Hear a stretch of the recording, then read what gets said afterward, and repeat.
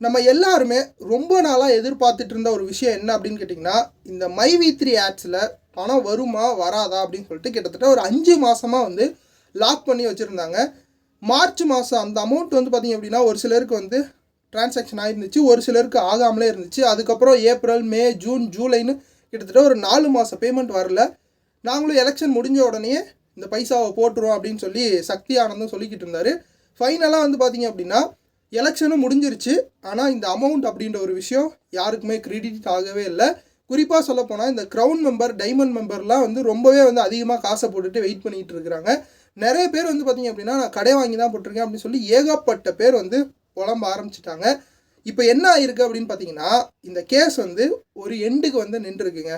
என்னன்னா, நம்ம சக்தி ஆனந்த் நேராக போய் கோர்ட்டில் ஆஜராயிட்டார். அதுக்கு என்ன காரணம் அப்படின்னா, இந்த 4-5 மாதமாக வந்து பார்த்திங்க அப்படின்னா யாருக்குமே காசு வரல இல்லைங்களா.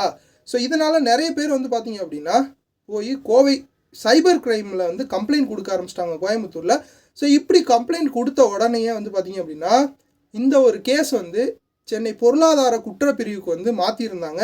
ஸோ இதனால் என்ன பண்ணிட்டாங்க அப்படின்னு பார்த்தீங்கன்னா, சென்னையிலேருந்து நீங்கள் வந்து சரணடையணும் நீதிமன்றத்தில் அப்படின்னு சொல்லி ஒரு நோட்டீஸ் வந்து கொடுத்துருந்தாங்க. ஸோ இதுக்கு வந்து இவர் முன்ஜாமீன் வந்து அப்ளை பண்ணியிருந்தார். பட் அதுக்கு வந்து கோர்ட் வந்து என்ன சொல்லிட்டாங்கன்னா, அந்த மனுவை தள்ளுபடி பண்ணிட்டாங்க. ஃபைனலாக வந்து இவர் ஜூலை 5ஆம் தேதி வந்து போய் இந்த நிதி நிறுவன மோசடிகளை விசாரிக்கிற சிறப்பு நீதிமன்றத்தில் போய் வந்து ஆஜராயிட்டார். ஸோ ஜூலை 19ஆம் தேதி வரைக்கும் வந்து பார்த்திங்க அப்படின்னா இந்த நீதிமன்ற காவலில் வந்து இவரை வச்சுருக்கிறாங்க. அது மட்டும் இல்லாமல் எனக்கு வந்து பார்த்திங்க அப்படின்னா இந்த முதல் தர, அதாவது ஜெயிலே வந்து ஃபஸ்ட் கிளாஸ் இருக்கும் இல்லைங்களா, அது எனக்கு வேணும். அது மட்டும் இல்லாமல் ஜாமீனும் வேணும் அப்படின்னு சொல்லி அப்ளை பண்ணியிருந்தார். அந்த கேஸ் வந்து பார்த்திங்க அப்படின்னா நேற்றுக்கு வந்து விசாரணைக்கு வந்துச்சு. பட் அவருக்கு முதல் தர அந்த ஒரு வகுப்பில் வந்து அவருக்கு சிறையில் கிடைக்கல அப்படின்ற மாதிரி நியூஸ் வந்திருக்குது. ஸோ ஜாமீனும் கிடைக்க போகிறதில்ல, கண்டிப்பாக 19ஆம் தேதி வரைக்கும் ஜெயிலில் இருக்க போகிறாரு அப்படின்ற மாதிரி வந்து இப்போ அப்டேட்டடான நியூஸ் இருக்குது. ஸோ இதனால் நிறைய பேர் என்ன சொல்லிட்டாங்கன்னா, அவ்வளோதான், இதுக்கப்புறம் மைவி3யில் சுத்தமாக பைசா வரவே வராது. ஆல்ரெடி 4 மாதம் ஆச்சு, பைசா வரல. இதையும் தாண்டி இவர் வேறு ஜெயிலுக்கு வேறு போயிட்டார், அவ்வளோதான், இதுக்கப்புறம் மைவி3 க்ளோஸ்ட் அப்படின்னு சொல்லி எல்லாருமே பேச ஆரம்பிச்சிட்டாங்க.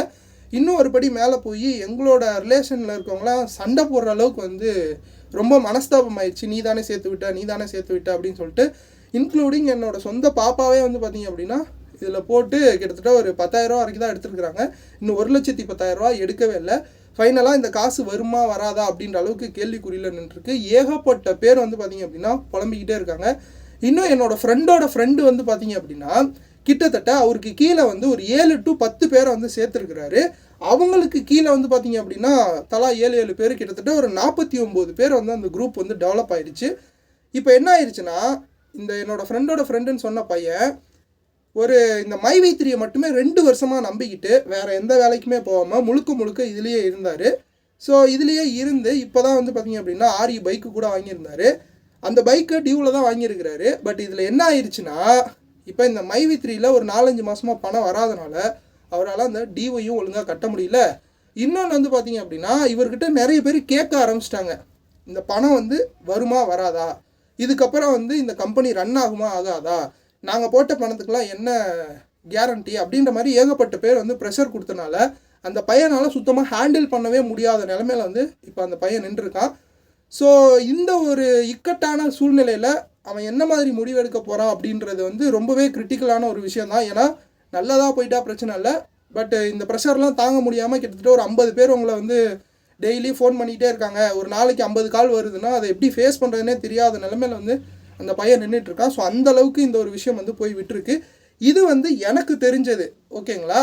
இது இல்லாமல் நிறைய பேர் இந்த தமிழ்நாடு ஃபுல்லாக எவ்வளவோ பேர் ஆந்திரா, கேரளாவில் கூட போட்டிருக்காங்க அப்படின்ற மாதிரிலாம் சொல்கிறாங்க.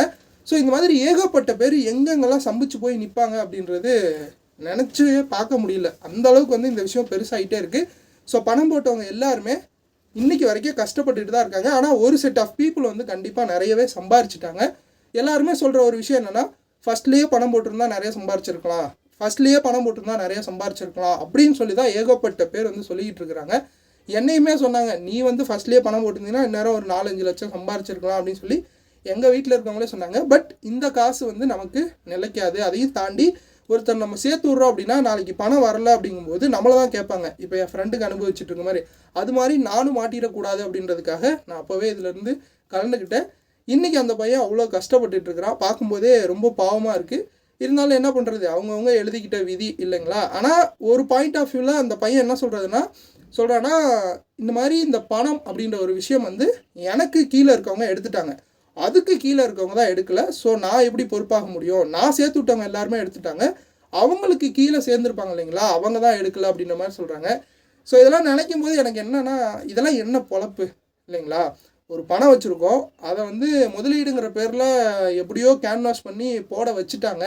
நம்ம சேனல்லையுமே கிட்டத்தட்ட ஒரு 9 வீடியோ பேசியிருக்கிறோம். இதுதான் வந்து 10வது வீடியோ.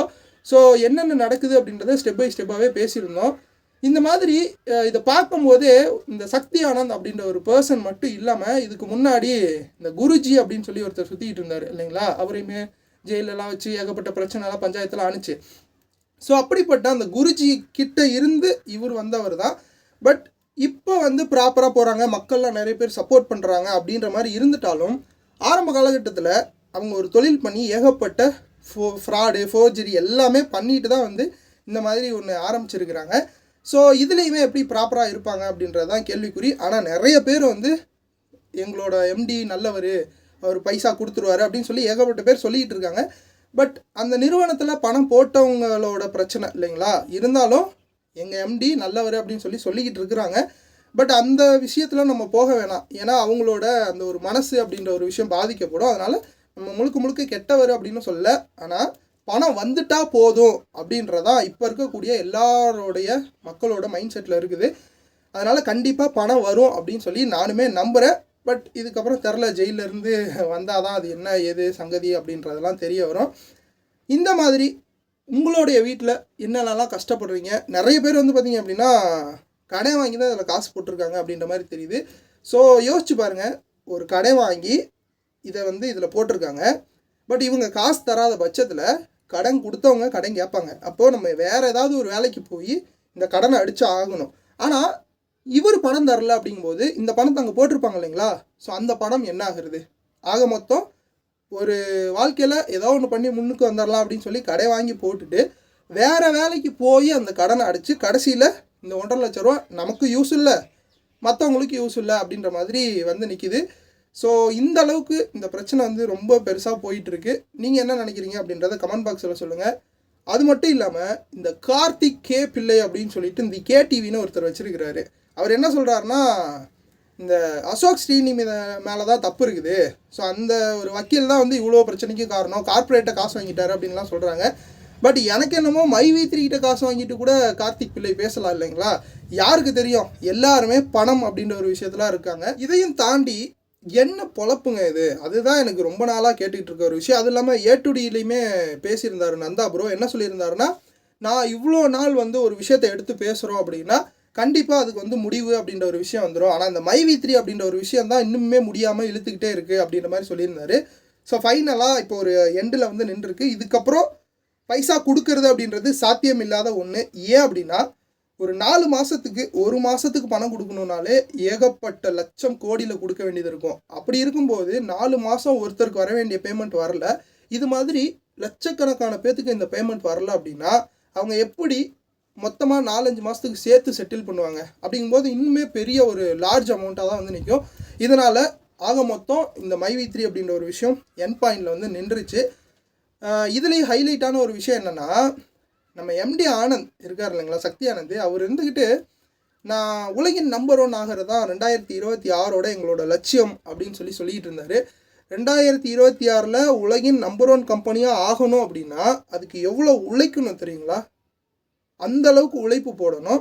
ஒரு 4 வண்டியை வந்து பாடி கட்டி விட்டுட்டு நாங்கள் வந்து உலகின் நம்பர் 1 கம்பெனி ஆக போகிறோம், 4 ஆட்டோ ஓடுது அப்படின்ற மாதிரி சொல்கிறதெல்லாம் வந்து ரொம்பவே ரொம்ப சிரிப்பாக தான் இருக்குதுன்னு வச்சுக்கோங்களேன், கேலி கூத்துங்கிற மாதிரி.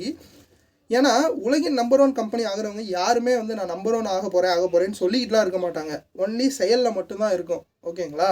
ஸோ அந்தளவுக்கு ரத்தன் டாட்டாவை எடுத்துங்க, எலன் மஸ்க் எடுத்துங்க, அவங்களுக்குலாம் தெரியாத ஸ்ட்ராட்டஜி, அவங்களாம் பண்ணாத பிஸ்னஸாக. ஸோ ஒரு மனிதன் வந்து மல்டி பிஸ்னஸ் பண்ணணும், அப்போ தான் வந்து உலகின் நம்பர் 1 கம்பெனி ஆக முடியும். ஆனால் இது மாதிரி வச்சுக்கிட்டு பொருளை வந்து விற்றுக்கிட்டுலாம் ஆக முடியும் அப்படின்றது எனக்கு நம்பிக்கை இல்லை. இந்த பொருளையும் விற்கலாங்க, ஒரு நார்மலான ப்ரைஸுக்கு விற்றா பரவாயில்ல.